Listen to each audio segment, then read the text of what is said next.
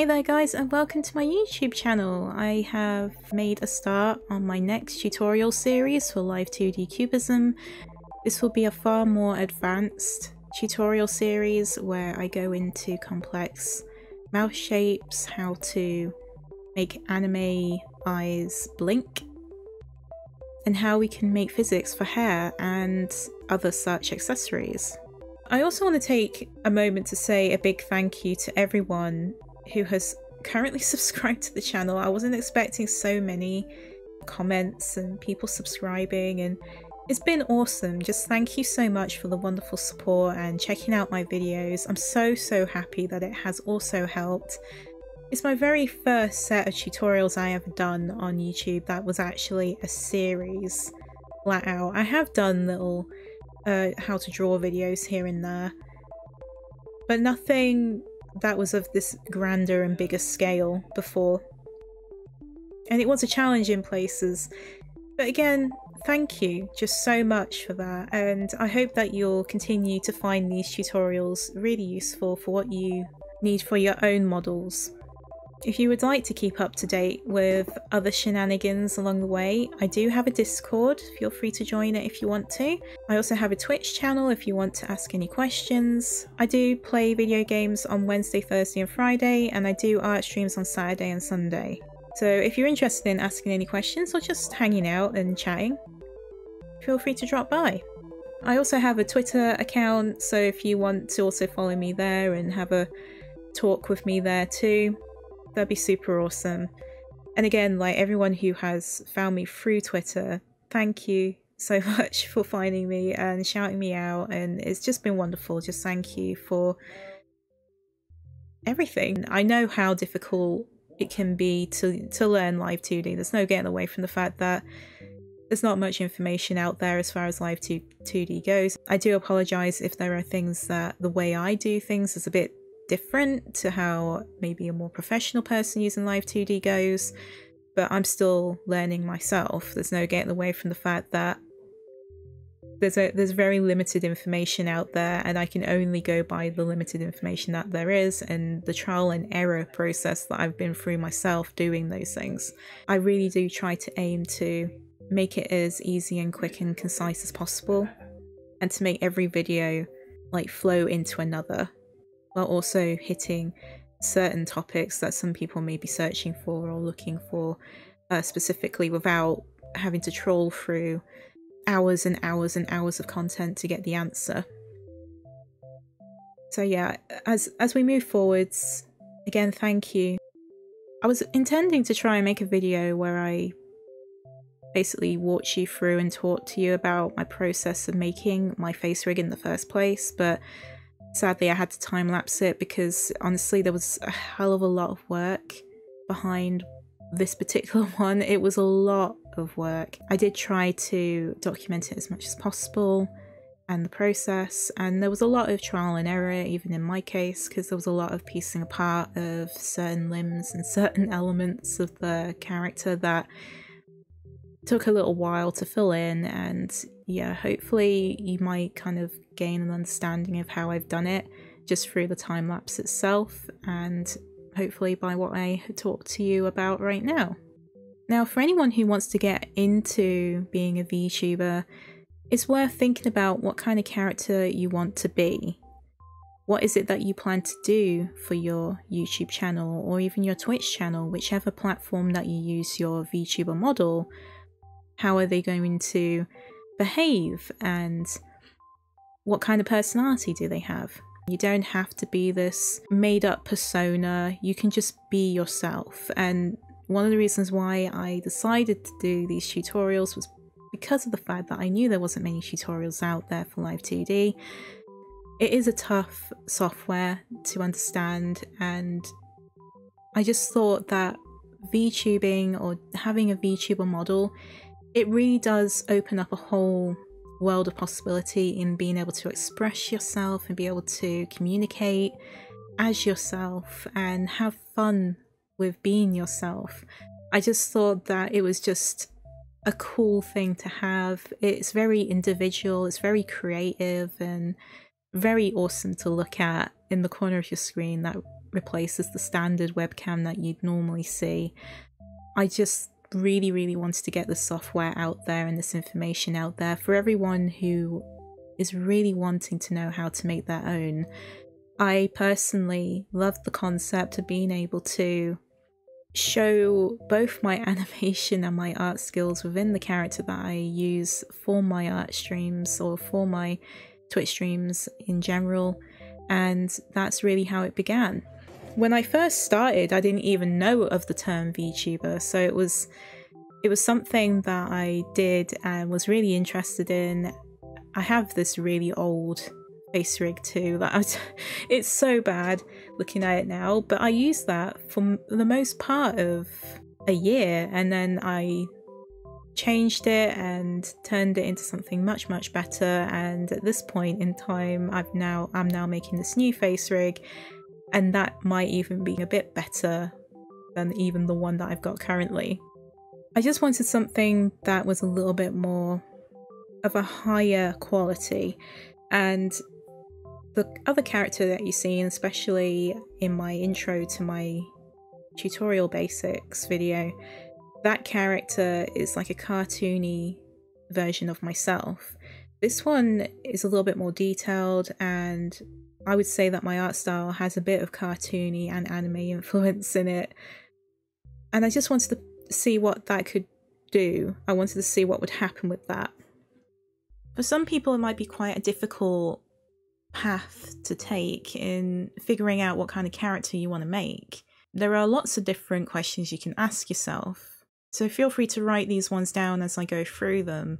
So we'll start with the first one. What kind of character do you want to be? And are you acting out a character or being yourself? These particular two are quite important, because if you're just being yourself, you've got probably more freedom. You've got far more freedom to be whatever you want to be. It's just about you being yourself and talking as you than trying to be any other character. If you're planning to be a character that is like a persona, or you're acting out a different kind of role, then there has to be more relevance to the design that you choose for your VTuber model. This is just so that you keep a relevance. Even if you did plan to make something that was obviously going against the grain, it has to be thought about, and you're kind of in danger of it not being as strong as it could be. Having contrasting concepts in a character can still be pretty cool and a lot of fun, but it's got to be deliberate. Now, if you're unsure about where to start with your design, consider these questions. What kind of characters and genres do you like? Are you into anime? Are you into video games? What kind of characters do you like from these video games and films or anime? That can sometimes help give you an idea as to exactly what sort of look you want, and even what kind of style you're looking for. Are you into cartoons? Do you want your VTuber model to look like a cartoon character? Do you want your character to look like an anime character, like from all the anime that you watch? Those kinds of things. Along with that, what does your character wear? Does it correlate with their backstory? Do they also wear certain accessories? Are they magical accessories? Or are they just standard accessories? What kind of accessories are they? Does your character have any other additional parts, like ears or tails, or maybe they have bat wings or feathery wings? Overall, what kind of colours does your character have design-wise? This can also correlate with things like your branding for your YouTube channel or your Twitch channel. What is your favourite colours, and how can you implement them into your VTuber model?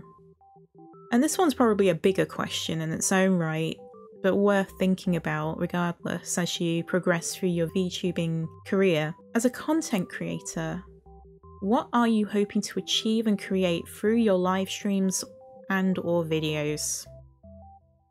This can also play a part in deciding your VTuber model. Everything links to what you're about as a content creator, and if it doesn't link too well, it will show. So having a think about exactly what kind of content you want to make overall and how you're going to use your VTuber model and how it should look is one of those very important steps you need to take when creating your VTuber model or designing your VTuber model. Hopefully you have wrote down the questions and have some answers on a piece of paper. You've done a really good job there, because if you had followed that, then you've got something solid and written as an idea. If you're a writer, this is a great starting point, because then you can go ahead and just elaborate on what your character's about, what their backstory is, be creative in what their personality could be and what their story is. But you don't actually have to do that with the VTuber model. You could just take what you have right now and elaborate on it. But you could go that far if you wanted to. If you can't draw your ideas, it might be worth considering commissioning an artist to help you out with that.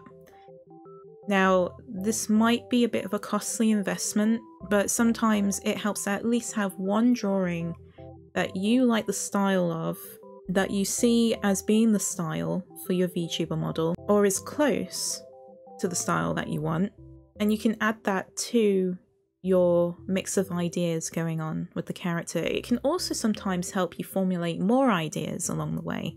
But if you're currently an artist right now and you can draw your character, go ahead and make lots of doodles or lots of finalized artworks to kind of get a feel for what your character is on the basis of what you've written. It may require more research, but you will get there in the end with it. I think another thing also that can help out is to literally gather photo references, or even references of characters from cartoons or anime.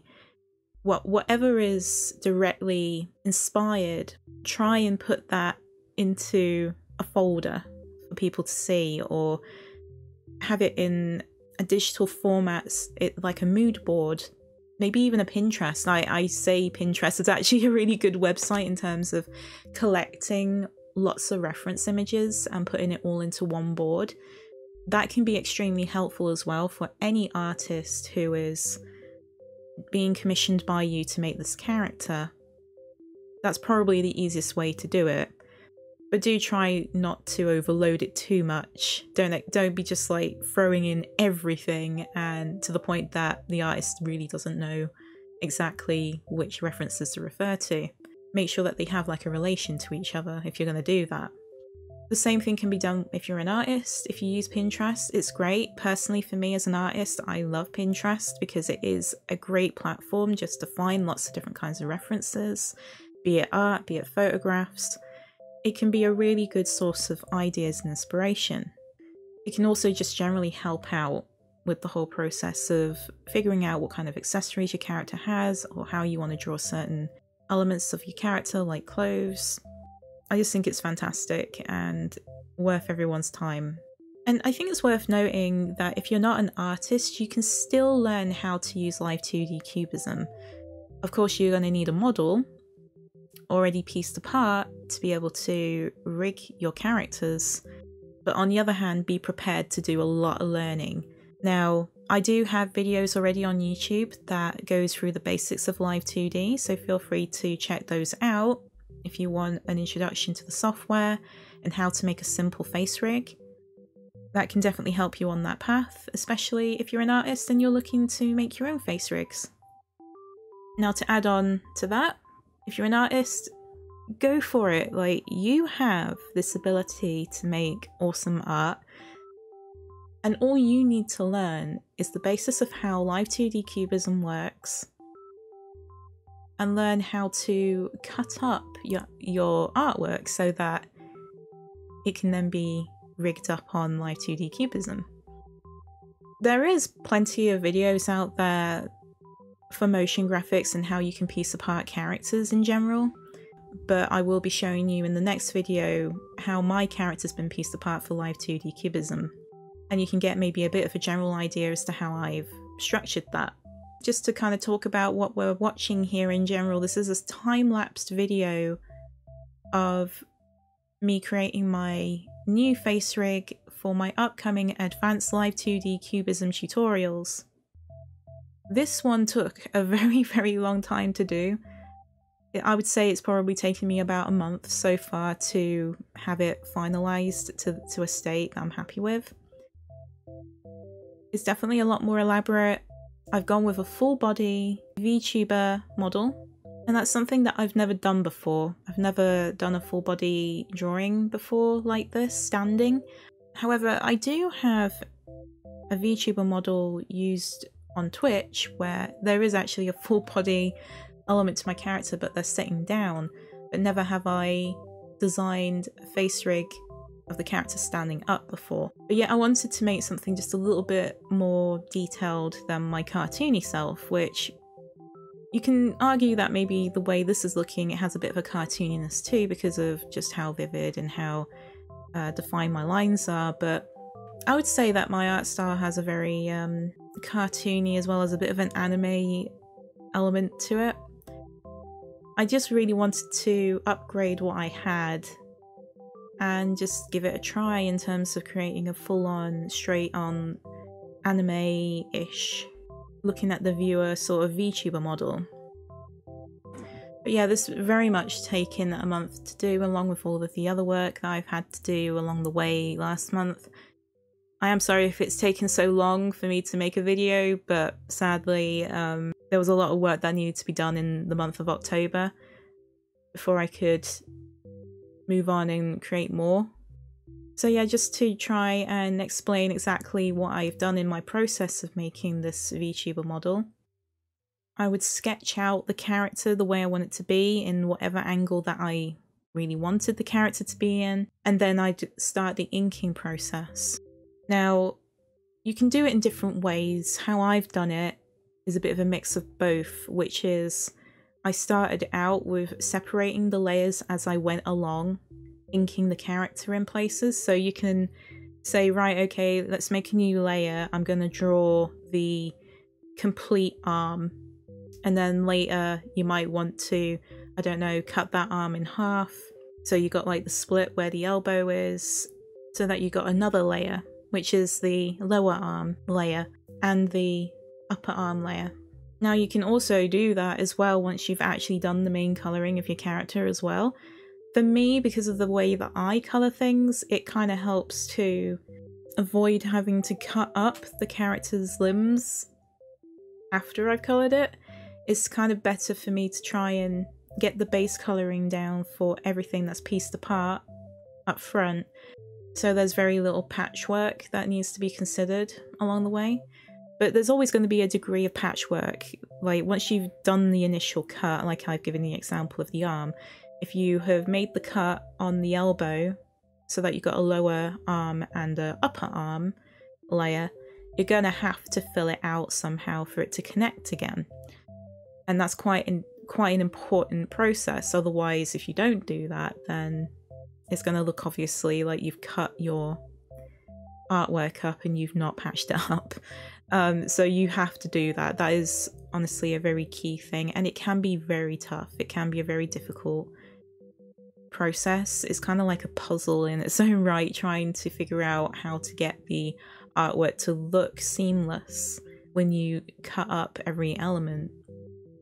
But like I say, once we get on to the next video, you'll see exactly how I cut everything up, and maybe you can use it as a bit of a guide to help you out with your own model making. But yeah, it does take some practice. It does take some trial and error as well. I know I say trial and error a lot, but it helps so much. Like, you will have the initial ideas, and only through having pieced it apart for the first time and throwing it into Live2D Cubism will you realise that, oh, you know, I wish I did this and I wish I did that. And those are learning steps into figuring out how to actually effectively cut up your Live2D models. Now, even though that I did go through that process of piecing apart the line work layer as I went along and coloured it in to a finalised state, I still went in to piece apart elements. As much as I don't like to do that, sometimes you just have to, and there's just no getting away from it. But it's better for me anyway to have started making these layers at the very beginning, colour it so that it's intentionally seamless as I go along, And then if I have to continue to cut up the elements of the character so that it still works in the long term when I go to put it in Live2D Cubism. So hopefully this makes sense. It's a bit of a hard one to describe without showing you exactly what I mean by that, but it is something, like I say, you need some practice with, and you can only know what I mean by just doing the thing. Right after you see the next video, you will have a little bit of an understanding of what I mean by what elements need to be cut up and how to make it seamless. So yeah, like the whole process can be a time-consuming one, and I would say that along with the process of actually creating the model and the rigging, I'd say this is one of the most time-consuming, because you can very easily find yourself piecing apart a lot of stuff, and by piecing apart so much as well, it can get quite confusing when you go into throwing it into Live2D Cubism. The process of adding deformers and rotation deformers and deciding what elements you want to be warp deformers and rotation deformers, that in itself can be quite a task in its own right. But yeah, and even when you've done those things, you may have to trial and error and see if you're actually okay with everything that you've done. Hopefully this video has been helpful. We've talked about how to make your own VTuber model and what kind of ideas that you want to apply to your design. A little bit of branding, really, because really what these questions are is deciding on your branding overall. It's still the same thing, and it's still important for it to be relevant. And I've also talked about my my workflow for this particular face rig too. Again, like, I hope it was helpful to watch the process, even if it is sped up. You might get a bit of a general gist as to what kind of work process is involved. So I hope this video was helpful in some way. In the next video, we will be talking about how I've pieced apart my face rig for Live2D Cubism, and maybe you can get a bit of an idea as to how to make seamless art for Live2D Cubism rigging. And yeah, I hope to see you all in the next one. Again, thank you all so much for the wonderful support you've given me. Do like the video and subscribe if you want to see more content. And yeah, see you guys later.